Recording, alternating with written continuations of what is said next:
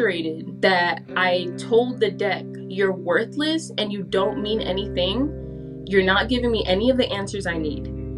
And in that instance, I remember just hearing kill yourself. It was just repetitive, kill yourself. And I remember I walked to the bathroom in a trance. I remember looking at myself in the mirror and just looking at the pair of scissors, and I'm screaming off the top of my lungs, be aware, I'm crying, like bawling, and I'm just like, Jesus, help me, I need your help. If you don't help me, I don't want to do this anymore. And I'm just screaming and screaming. And then I remember it was like a voice, it said Psalm 27. Hi, my name is Kathy, and this is my testimony out of being saved out of New Ageism and witchcraft and occult practices. So I am 28 years young, and I was raised in Florida. And as a child, I was very much so just really timid and shy. I was kind of the oddball out. Nobody like really wanted to be around me because at such a young age, I was really into like a lot of horror films. Like I wanted a Chucky doll. Like I was just very, very weird. I got bullied a lot, and people, again, just didn't want to be around me. So it made me very just sad and bitter and just cold. And what people didn't know was that outside of school, outside of elementary school, I was actually being sexually abused by my female cousins specifically. But it was really difficult because people had their suspicions, but I hid it. I didn't want anyone to know about this. I was very ashamed. I didn't know that it was really a bad thing, to be honest. But I, in turn, because of that experience and because of those experiences, I ended up becoming extremely rebellious, and because there was all this hurt and I didn't know where to channel it, so I started to smoke and drink at the age of 11. I was smoking weed, I was drinking, sneaking out. Once I hit middle school, it was just nobody knew what happened to their precious Kathy. It was just like, what happened? And it was just my secret, and I lied a lot about my identity and who I was because I was so ashamed. I'm like, I don't want anyone to know this. I don't want people to know the issues that I'm going through at home with, my mom suffering from alcoholism. We didn't have the best relationship. So I actually ended up getting Baker acted in middle school because I attempted to end my life. It was just, a lot of lonely nights.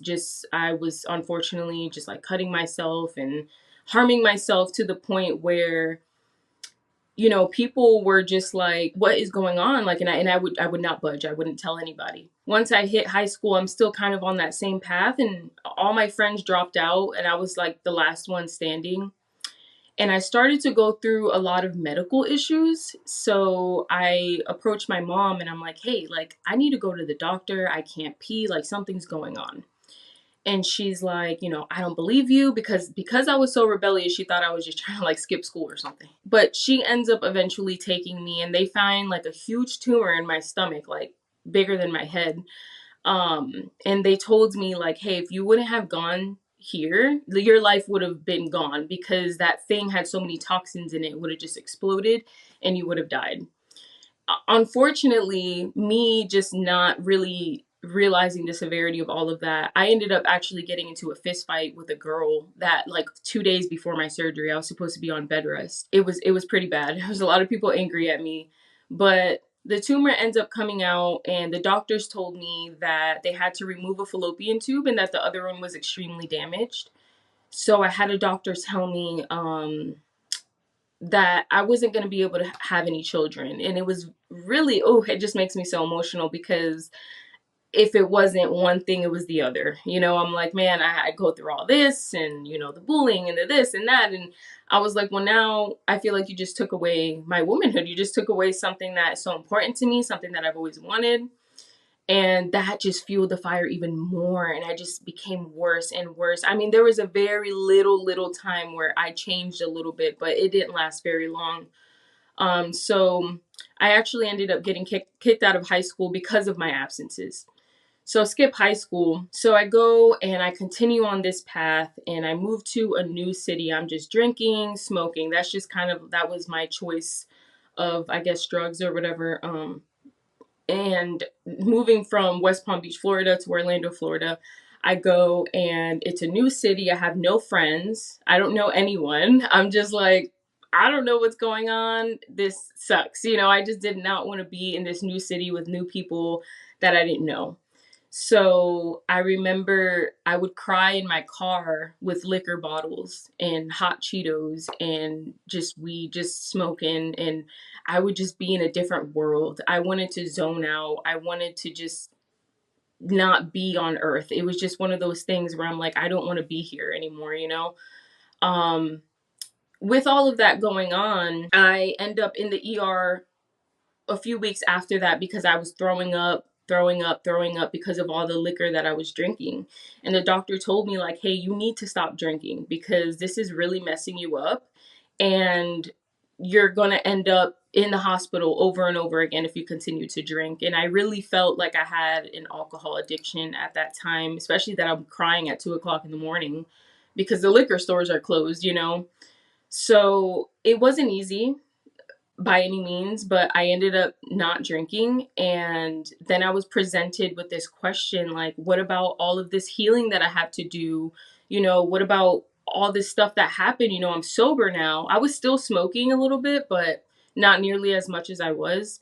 But I'm like, you know, what about all this healing? What do I have to do? You know, what is it? You know, so later on, I start a new job and I meet this lady, and she's an older lady, and I had no friends. So I figured, you know, she invited me to her house and I accepted her invitation. And I'm like, yeah, sure, I'll go over your house, you know, whatever. And I remember on my way to her house, I just felt off. Like, I don't know what it was, but I just felt off. I didn't feel right. You know, when you hang out with someone, maybe you feel like excited. It was like a nervous, sort of like bad feeling. But I ignored it because I'm like, I have no friends, you know? So I go to her house and she she doesn't greet me, but she's sweeping the floor. And I remember she just kind of goes like this. She's like, come here, like kind of like telling me to like come here. And I'm like, okay, like this is odd. So she tells me to sit down. And the first thing that she asks me is, do you know what a gypsy is? And I'm like, a gypsy, you know, I was completely lost on what that was. And she tells me, she's like, well, I have a gypsy and this gypsy takes over me. And gypsy is the sort of spirit in the new age or witchcraft community. And she says it takes over me and sometimes I can't control her. And it was just really odd. I just felt, again, just really like, this is weird. And she proceeds to ask me, you know, what about witches? Like, do you know anything about witches? And I'm like, I mean, I know some family that dabbles into that, but I've never really been into any of that stuff. And she's like, well, I think you're a good witch. And I'm like, what? You know, I didn't even know there was such thing as good witches, bad witches. I mean, there isn't. Obviously, they're all bad. They're witches. But I'm like, well, what is that? You know, and I started to get really curious. And you could kind of see on her face that she was excited for me to ask these questions. And I was actively opening a door as this conversation was going on because that curiosity is like curiosity killed the cat sort of thing. And I started to continue to go over her house, and she used to introduce me to these terms like twin flame, spiritual guides, you know, third eyes, and moon rituals. And she used to do tarot card readings with me. And I remember specifically one day she was doing a reading on her quote unquote twin flame. If y'all don't know what a twin flame is, it basically is what the new age calls someone that you share the same soul with, or someone that you sort of have to merge with and connect your yin and yangs, and that you guys can telepathically communicate, and that this is like your one true, it's not even a soulmate, it's more than that. It's like your twin flame, like the person you're meant to be with from the past life and from every other life before. So she thought she had a twin flame, and she had a jar of spices. It was a married man, and she put the names in there, his name and her name. And she asked me if I could be a part of this ritual that she was doing, this spell that she was doing. And I remember agreeing, but in my head, I was completely opposed to it. I remember being like, I don't, this doesn't seem right to me. You know, this doesn't, I don't know what it was. I think it was just maybe her, like the way she was, but or it was God, you know, maybe it was just God in those moments like leading me and telling me like, hey, this is wrong. But I lied to her and I told her that I actually did go on with the spell, but it didn't work. And she had her suspicions about me. She's like, I don't think you actually believed that the spell would work, and that's why it didn't work. But she would continue to do things like that. And little by little, I just ended up kind of distancing myself from her and pursuing my own witchcraft and my own new ageism, and getting my own occult materials. I was moving to a new state not too long after that, anyways. So our relationship just kind of faded, and I proceeded to go on with my own witchcraft. So I went to a Wicca shop, and I'm like, you know what? I'm going to do this in a way that feels right. I don't want to put spells on people or any of that stuff. Like that's just too much. I want to be a good witch, like she said, you know? And to me that it seemed very good. But I go to the Wicca shop. I end up buying all these decks. And I remember I got like an oracle deck. I went home and I remember knocking on the deck 3 times. And in that moment, you know, when you knock on a door, you're inviting someone in. And that's exactly what I did in that moment. Was as soon as I knocked on that door, I opened the biggest door that I could have ever, you know, horrible.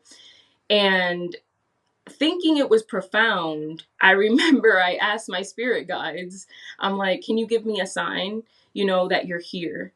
And I remember my chair snapped back and I had a Jesus cross necklace on.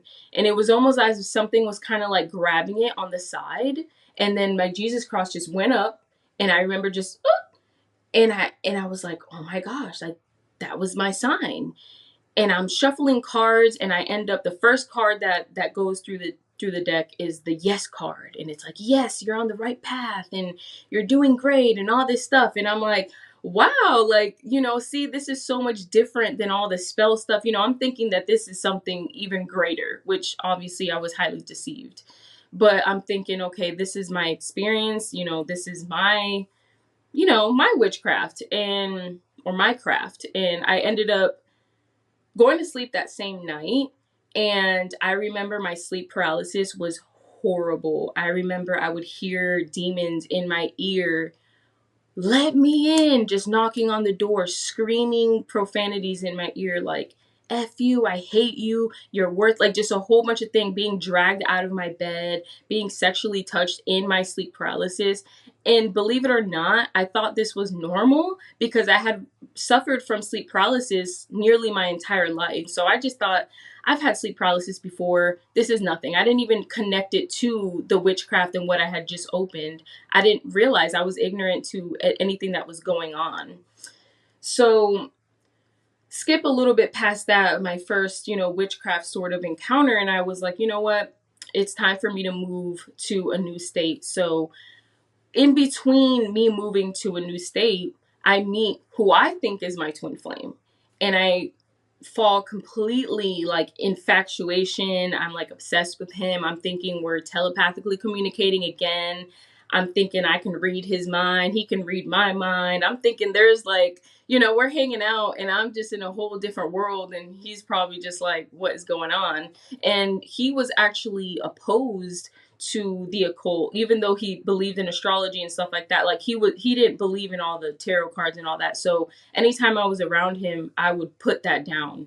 But I end up in New York now, and I'm missing him. I want to be with him. I'm like, I don't want to be in a long distance relationship. You know, he's in Florida, I'm in New York. I don't want to do this. You know, I want to be with my twin flame. I only ended up in New York for a month, be aware, before I moved back. But the first 2 weeks of being there, I remember just pacing back and forth, and I picked my tarot cards back up. And I'm just like, spirit guides, you know, tell me, give me a sign. I need to know what's going on in this relationship. Are we meant to be together? You know, what's going on with my twin flame? Is he cheating on me? Because there was this whole karmics in the twin flame community about there's a karmic, and that karmic is meant to break you guys up and all that stuff. So I'm thinking that he has a karmic or something like that. And I remember getting so frustrated that I told the deck, you're worthless and you don't mean anything. You're not giving me any of the answers I need. And in that instance, I remember just hearing kill yourself. And I'm like, And it was like, kill yourself. It was just repetitive, kill yourself. And I remember I walked to the bathroom in a trance like state. And I go to the bathroom. I remember looking at myself in the mirror and just looking at the pair of scissors and looking at myself in the mirror and looking at the pair of scissors. And it was just this like weird, like, I want to do it. I want to do it so bad. But something, again, I think God was like, don't do it. So I go back to my room and I snap out of the trance. And I was so terrified of the deck. I hid it. I like hid it in my closet. I'm like, I don't want to do this. So I hid it in my closet. That same night, I suffer from another sleep paralysis. And this sleep paralysis has got probably have to be the worst sleep paralysis I've ever had in my life. I remember it was the same day that the whole kill yourself thing happened. And I'm laying there and I get taken into sort of a loop in the sleep paralysis. And I end up meeting up with a demon on the couch. And that demon was disguised, like, was my mom, but it was actually a demon. And I remember the demon told me to come hug it. And my mom's not a very affectionate person. So I immediately knew that it wasn't my mom. And I was like, you're not my mom. And ooh, the demon got angry. It just took me in another loop. I ended up back on my bed in the sleep paralysis and I was possessed. And I was moving up and down like really fast on the bed. My head was shaking and it was like drool and just like these weird noises. And I'm just going up and down, up and down. And I truly, genuinely thought that I was going to die that day. I was like, universe, help me. I was so helpless. I really thought that that was it for me. In the new age, they teach you about astral projection and stuff like that. And I would astral project. So I thought maybe I could astral project out of this, but nothing worked. Like those demons retaliate. They were like, we don't like you. And I'm like, you know what? I don't want to be in this house anymore. I didn't have the best relationship with my mom. So I'm like, let me just go back to Florida, be in this relationship and build my relationship with my twin flame. So I end up moving back to Florida after a month, and the relationship turned very quickly. Within a week of being there, I find out that I was being cheated on, and my whole world just turned upside down. I mean, it was it was bad. It was worse than it ever had been. I picked up drinking again, and we were fighting. We were just very toxic to each other. There was shoving involved, you know, and holes in the walls, and me just taking him back and going back and taking him back, and you know, me not wanting to end that relationship because I felt that he was my twin flame. Eventually, it got to the point where I was doing moon rituals where I was taking water out in the moon and having the water soak up the moon's energy. And I would do that and I would pour the water all over me, thinking that this was going to, you know, give me like a rebirth and that we were going to be back together. This was going to be like a rebirth in our relationship. Nothing. I was like, I just can't do it anymore. And my last straw, I remember I had bruises and cuts all over my hands because I wanted to end myself again. You know, it was to that point. And so I have all these bruises, and I remember looking at myself in the mirror after we broke up, and I said, you will never feel that hurt again, ever. And I didn't speak to him after that. We broke up, and I ended up moving back to New York. So it was just a lot of back and forth, back and forth. So I moved back to New York, and this is where, leading up to my encounter with God, I had a TikTok at the time, and I started to see things about the new age and witchcraft that were basically saying that it's demonic and that you shouldn't be doing it or practicing it, but I kind of ignored it, but I sort of was intrigued. So I'm like, okay, you know, and I can, you know, I would like a few videos and stuff, but I was still buying my occult materials. You know, I had the little pendulum thing where I would get the yes and no board, and I was doing, you know, my own witchcraft still. I was friends with these people on Telegram, and we would talk all day. They would do reading. And what really got to me was we used to expose a lot of that stuff in music videos, like the one eye symbolism and all of that stuff. And one day I asked one of the people, I'm like, hey, why is it that if this is so good, what we're doing, we're exposing the same things in the music videos? And she said, well, evil is what you make it. And I just didn't believe that. I was like, evil is what you make it. I don't think so. I know that there's good and there's evil, and I don't think evil is something that you can just, choose. I don't know. It was like this weird feeling that I had about it. And I said, I don't like that answer. So I ended up leaving temporarily. And I remember at my job at the time, there was a huge bookshelf of Bibles. And I would walk past it, and every day I would be like, one day I'm going to grab a Bible. But I just never did. And then I would just keep going. And it was almost like the Bible like shelf was calling me, like, grab one, come over here. And I'm like, no, I was very like, just, nah, I'm not going to do it. And then one day, out of nowhere, I just turned to my manager and I'm like, can I get a Bible? And he's like, yeah, you can get a Bible. I'm like, okay.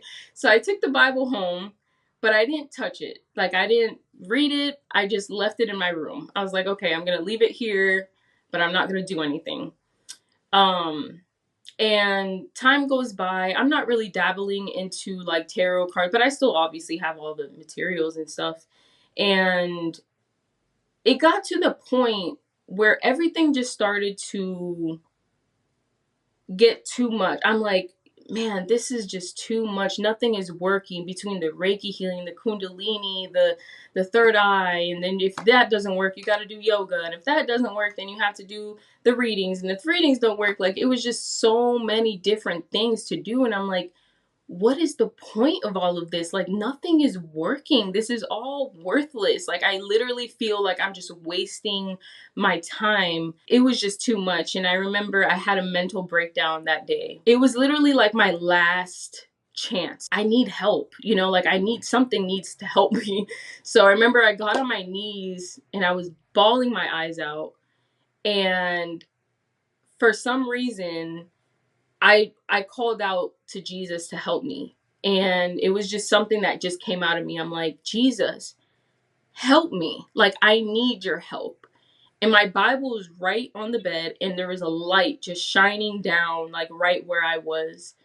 And I'm screaming off the top of my lungs, be aware, I'm crying, like bawling, and I'm just like, Jesus, help me. I need your help. If you don't help me, I don't want to do this anymore. I don't want to be here anymore. I can't do this anymore. And I'm just screaming and screaming. And then I remember it was like a voice. It was my voice, but it's something that I can't really explain. It was audible, but it wasn't like this whole like big, deep, dark voice or anything like that. It said Psalm 27. And I had never read Psalm 27 before. I've heard of the Psalms, but I've never read Psalm 27.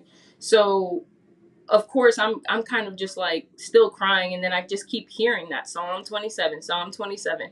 So I remember I grabbed my Bible and I flip and I find Psalm 27. And I remember just being like, the Lord is my light and my salvation. Whom shall I fear? The Lord is the strength of my life. Of whom shall I be afraid? And I just keep going on and on and on. And I remember I got to Psalm 27, verse 7. And it says, hear, O Lord, when I cry out my voice. Have mercy also upon me and answer me. And it was like, it was the strongest love that I've ever felt in my entire life. Like, out of all the love that I've ever been seeking, it was that love. And it felt like God was giving me a warm hug, like a tight, just like a bear hug. And I felt warm and comfort. And I remember just looking at my Bible and being like, Jesus, you saved me. Like, you saved my life. Those are the only words that could come out of my mouth. And I remember I just kept saying that over and over. And I was in shock for like at least 10 minutes. I'm like, what just happened? Like, this is crazy. Like, I've never felt this ever. And within the next day, it was almost like day and night. I was like, whoa, like it just bam. I threw away everything. I remember I went back on the Telegram. I messaged one of the girls and I was like, hey, Jesus just saved me. I can't do this anymore. You're being deceived. I was deceived. And all horror films, magazines, everything that you could think of was out the window, like within a day. And it was like really a cleaning process of the soul, because God was really speaking to me through even my dreams. Then he's like, he would show me things that were on my bed or something that I needed to get rid of. So I got rid of all those things. And I'm walking around with this permanent smile on my face. I'm like, Jesus, save me. And I was, baby, I was a little baby believer. So, of course, I was getting into a lot of arguments with people. I'm like, that's demonic. And it was just a lot of me just trying to learn what this means for me, But I just knew that Jesus saved me, and that was all that mattered.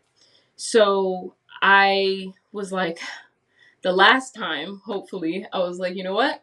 It's time to move again. So I end up moving to a new state where I am now. And I'm like, okay, I need to get baptized. I need to do all these things. And I decided to join a Christian church, and I got baptized, and it was December 4th of 2022.